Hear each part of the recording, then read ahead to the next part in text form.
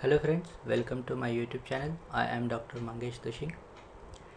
In this series of lectures, we will start a chromatography. This is the first lecture of chromatography. In this lecture, we will learn about introduction and classification of chromatographic methods, principle of chromatographic analysis that we will understand by using matchbox model, then theoretical plates and column efficiency and their relationship. Friends, as we know that the analytical chemistry is the branch of chemistry which is concerned with this identification, separation and determination of the amounts of the compounds present into the sample. So this chromatography is one of the technique. Chromatography is a physical technique of separation, identification and purification of the compounds of mixtures. Chromatography, these words contain chroma, that is Greek word that means color, and graphene, that is writing. So chromatography is a color writing. The botanist, Russian botanist Michael Sweat named this new technique chromatography based on the fact that it is separated the components of the solution by its color. He is the Michael Sweat, the Russian botanist. Michael Sweat invented the chromatographic techniques in 1901 during his research on plant pigments. He used a technique to separate various plant pigments such as chlorophylls, xanthophylls and carotenoids. Later on, this technique of chromatography was introduced by the Sweat and later developed by the Martin and co-workers in 1941. They used a silica gel packed column as a support for stationary phase and were awarded Nobel Prize in 1952 for this work. So this invention was done by the Michael Sweat, but by modifying that technique, Martin and co-workers got the Nobel Prize in 1952. Friends, we will understand what that Michael Sweat did the experiment. He used one column like a burette, a glass column. It's filled with a powder limestone, that is calcium carbonate solution.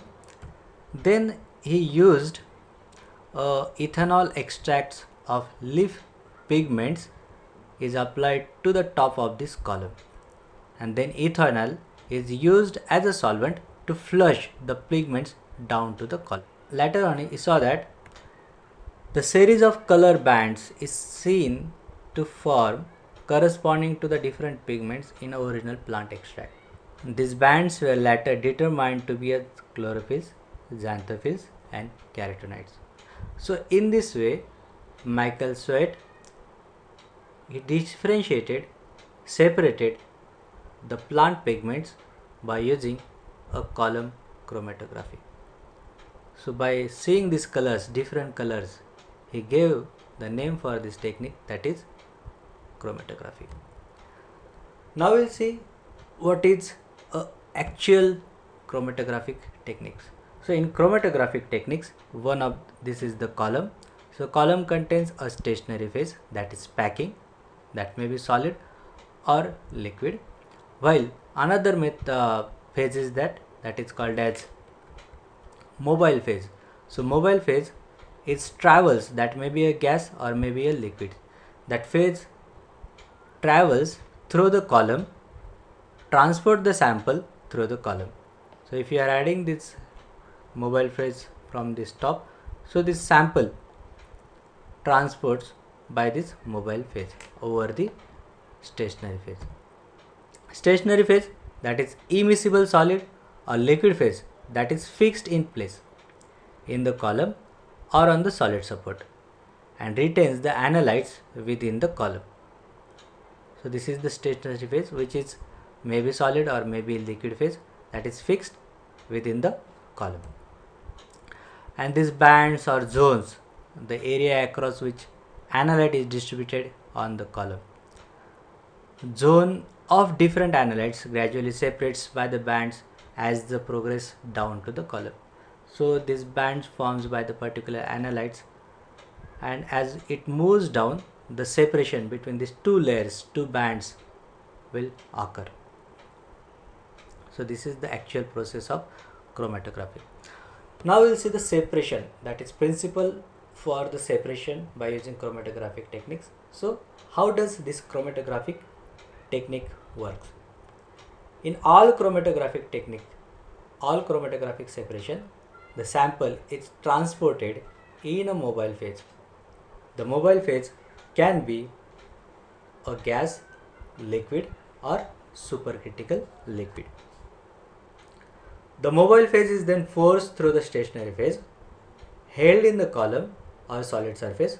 The stationary phase needs to be something that does not react with the mobile phase as well as sample. So we have to choose such stationary phase, such solid support that should not react with the mobile phase as well as sample. The sample is then has an opportunity to interact with the mobile phase as it moves fast. Samples that interacts greatly then appears to move more quickly. If the samples interacts weakly with the mobile phase, then appears to move very slowly, because this difference in rates, the sample can be separated into their components. So difference in moving, difference in migration over the stationary phase. That is the principle for the separation of the components. For that reason, this method can be sometimes called as differential migration method. So the mixture to be separated is kept in contact with the stationary phase as well as mobile phase. The mobile phase, which is the flow of liquid or gas allowed to move over the stationary phase.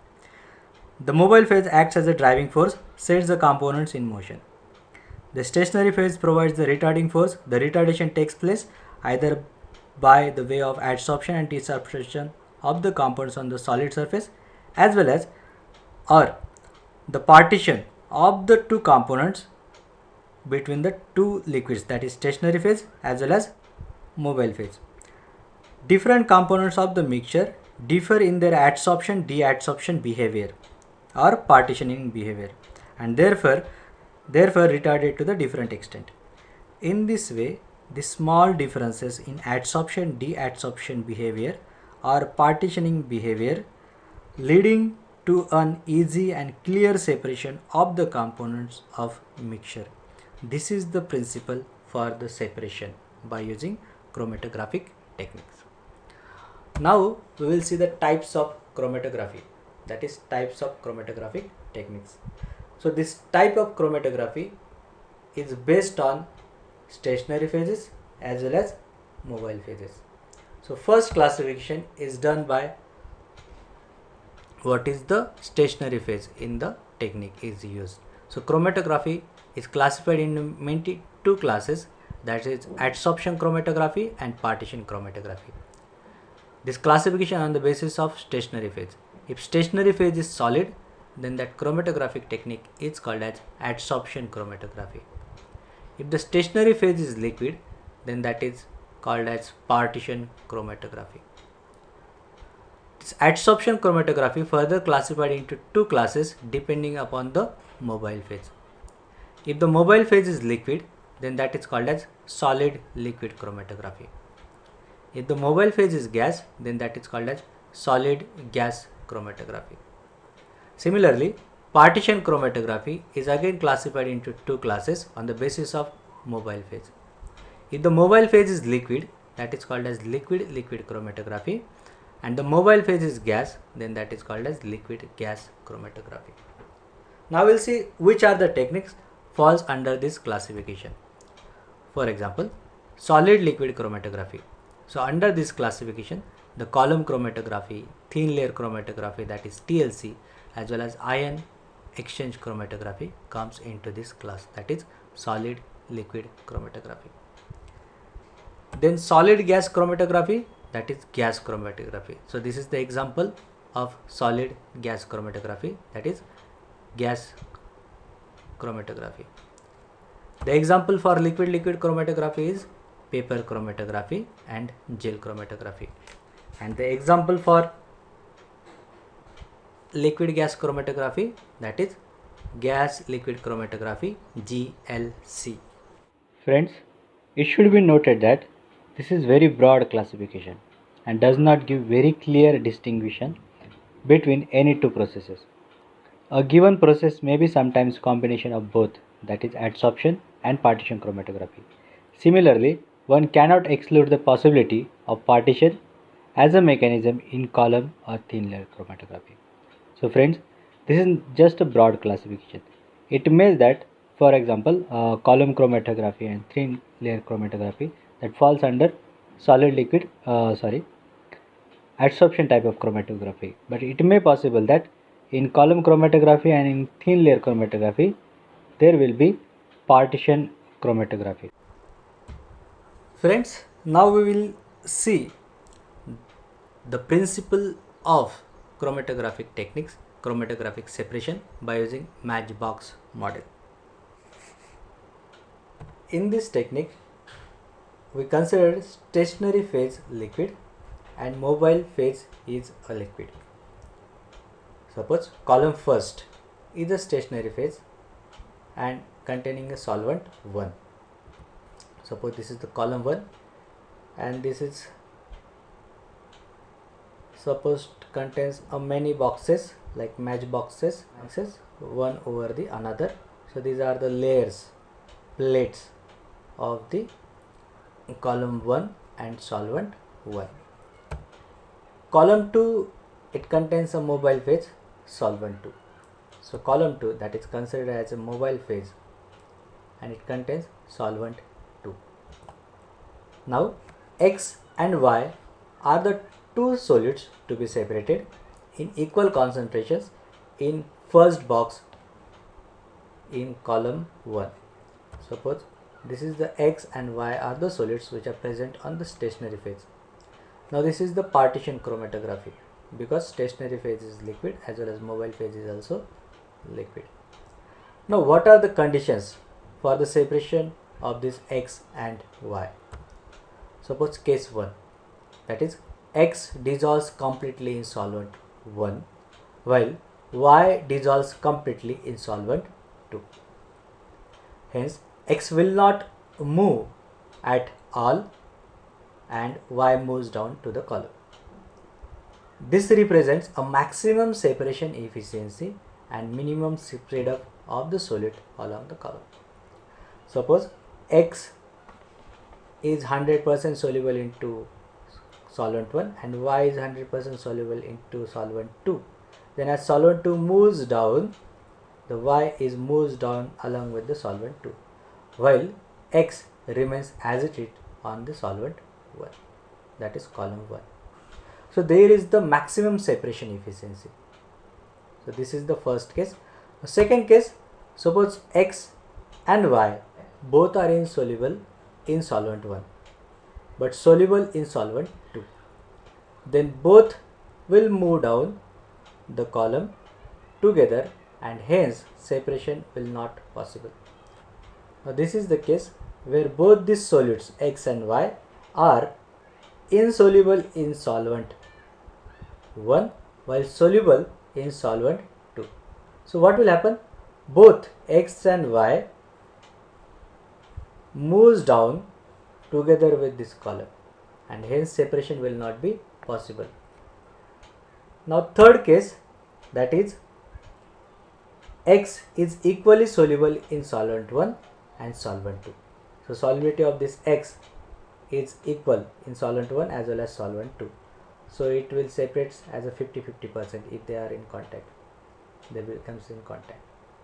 But Y dissolves in 25% in solvent 1 while 75% in solvent 2.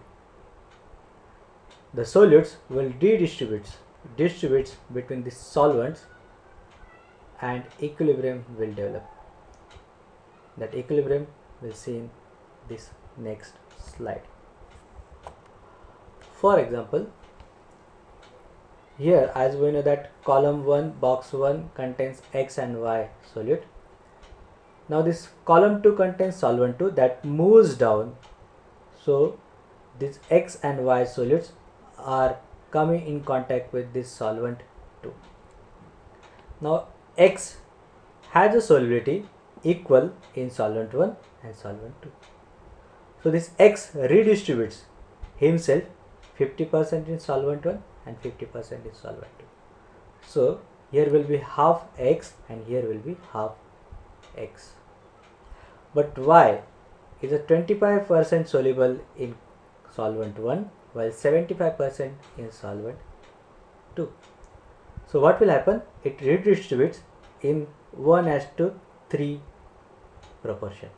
So here will be 1/4 Y remains, here will be 3/4 Y goes here in this manner. So because X has a equal solubility in solvent 1 as well as solvent 2, so it distributes in a 50% manner. But Y has a different solubility, that is 25% in solvent 1 while 75% in solvent 2, so it distributes himself in 1:3 proportion.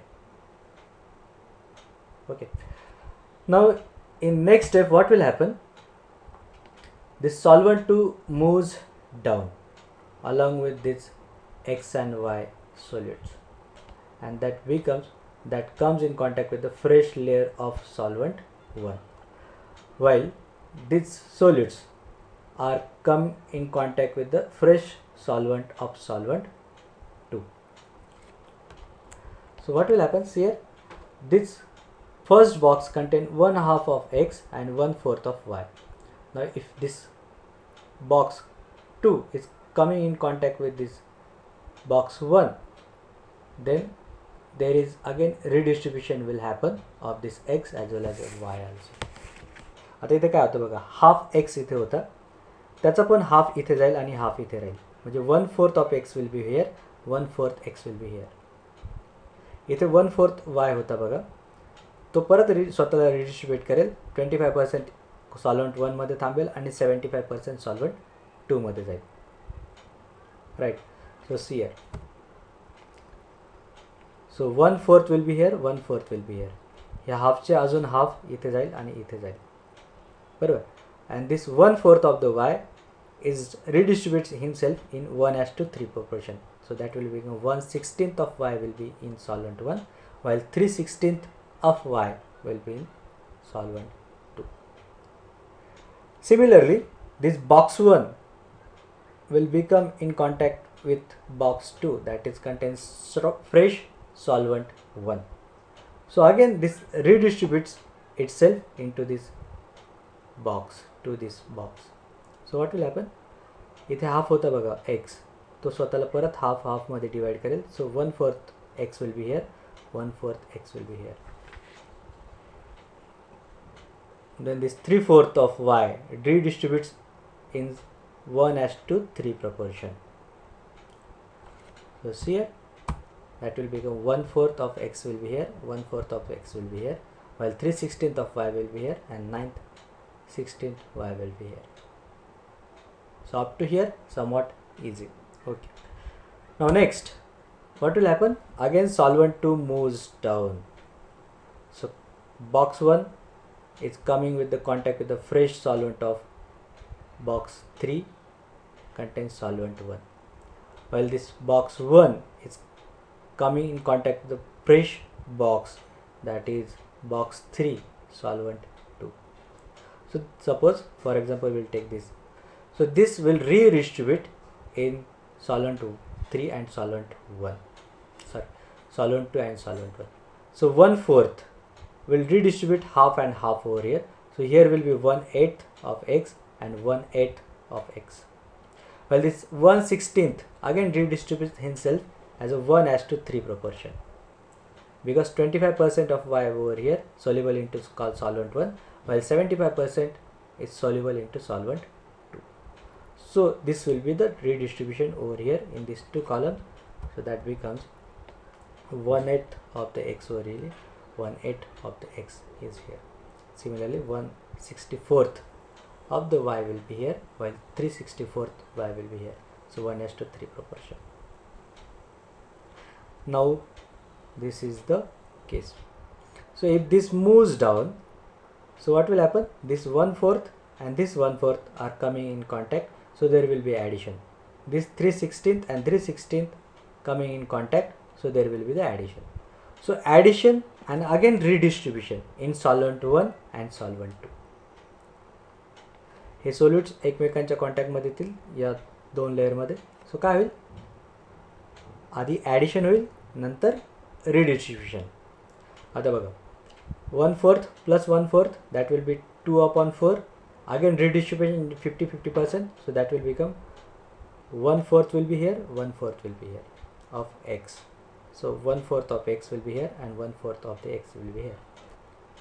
Similarly 3/16 of y plus 3/16 of y, that will be 6/16 of y in this column.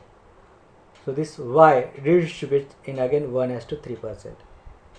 So that becomes 1/4 of x, 1/4 of x, 50-50%, okay, and this will become 3/32y and 9/32y in solvent 2. सगळ्यात महत्त्वाचं काय लक्षात ठेवायचं, addition of the solute and redistribution of the solute. Addition, redistribution. Now this layer is coming in contact with the fresh layer of this box 3 solvent 1. So 1/4 of the x redistributes himself in two boxes, so that will become 1/8 of x here, 1/8 of x will be here. Well, this 9/16 of y redistributes himself into these two boxes as 1:3, 25% over here and 75% over here. That will become 1/8 of x here, 1/8 of x here, because equal solidity. But this will be 9/64 here and 27/64 over here. So 1:3 proportion. So in this way the separation will occur. The distribution of two solutes in the solvent 2 along the column after 3 additions of the solvent 2 is shown over here. The solute y moves ahead of the solute x, since y is more soluble in solvent 2 and it is less spread out. Theoretically, there will be always very small amount of x and y in a first box. This is because there will be always a small amount of solvent 1 in a first box to redistribute between two solvents, but soon this becomes a very negligible portion with the increase in number of boxes. After many such additions of the solvent 2, the concentration of x in a stationary phase, that is solvent 1, and the concentration of y in a mobile phase, that is solvent number 2, increases to such extent that it results in a separation of x and y of the mixture in two phases, that is stationary phase and mobile phase. इथे आपण जसजसं खाली जाऊ तसतसं concentration of y in solvent 2 increases and concentration of x is decreases. So this is the basic principle for the separation. Now we will learn about the theoretical plates and efficiency of the chromatography. We will learn what is the relation between theoretical plates and efficiency of the chromatographic column. Suppose this is the column, it contains a number of plates and h is the height of each plate.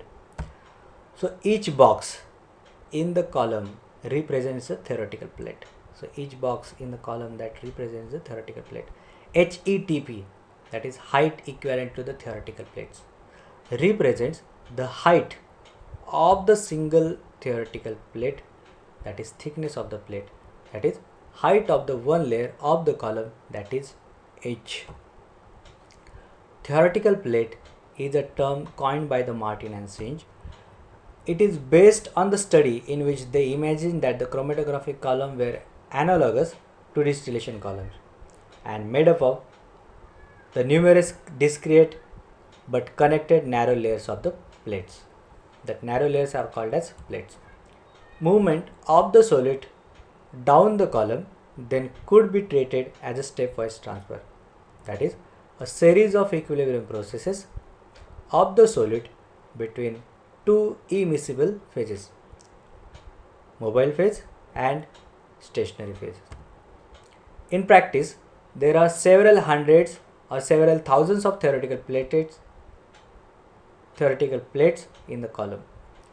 Larger the number of theoretical plates, larger will be the number of distribution processes, and hence more will be the efficiency of the chromatographic column. So as the number of theoretical plates increases, as the number of redistribution processes increases, the efficiency of the chromatographic column is increases. The column efficiency is expressed in terms of number of theoretical plates, that is n. So n is equal to L by H. L is the length of column. So as the length of column is increases, then the efficiency of the column is increases. Suppose we assume that the chromatographic peak has a Gaussian profile. So this is the profile where time versus concentration of the solids which is coming out from the column. Time versus concentration of the solid. So this is TR, that is the TR is the retention time. So it is measured from the injection peak or 0 to the intersection of the tangent, So whatever this time required to come out this solute from the column, that time is called as TR, that is retention time. Then this is the width W. W is the width of the base of the triangle. It is measured at the intersection of tangent with the baseline. So at the baseline, whatever the width of this peak is there, that is called as W. The extent of band broadening is given by the Peake's variance or standard deviation. The height of the theoretical plate, that is H. The height of the theoretical plate is the variance per unit length of the column. So H is equal to sigma square divided by L. L is the length of column and H is the height of theoretical plate. The standard deviation sigma has units of distance. The retention time and peak widths are usually measured in seconds or minutes. It is more convenient to express the standard deviation in unit of time t by dividing the sigma by solid's average linear velocity, that is time t is equal to sigma divided by linear velocity. As we know that the solute average linear velocity is the distance it travels. L is divided by the retention time TR. So this equation becomes T is equal to sigma TR divided by L. T is equal to sigma TR divided by L. For the Gaussian peak shape, W is the width of the base of the triangle. It is measured at the intersection of the two tangents with the baseline. So W is 4 times to its standard deviation T. So W is equal to 4T. Combining all above equations, all three above equations, the height of theoretical plate, that is H, in terms of easily measured chromatographic parameters like TR and W, then H will become LW square divided by 16 TR square. So putting this value in number of theoretical plates, so that becomes N is equal to 16 TR square divided by W square. So by this equation, therefore, smaller the HETP, that is height equivalent theoretical plates, more is the number of theoretical plates and greater is the efficiency of the chromatographic separation. This is a basic principle for all the types of chromatographic processes. As the number of theoretical plates increases, the efficiency of chromatographic separation will increases. So as the number of processes of adsorption, disadsorption or the partition between mobile phase and stationary phase is increases, the efficiency of the chromatographic separation increases. Friends, in next videos we will learn various chromatographic techniques one by one. Thank you.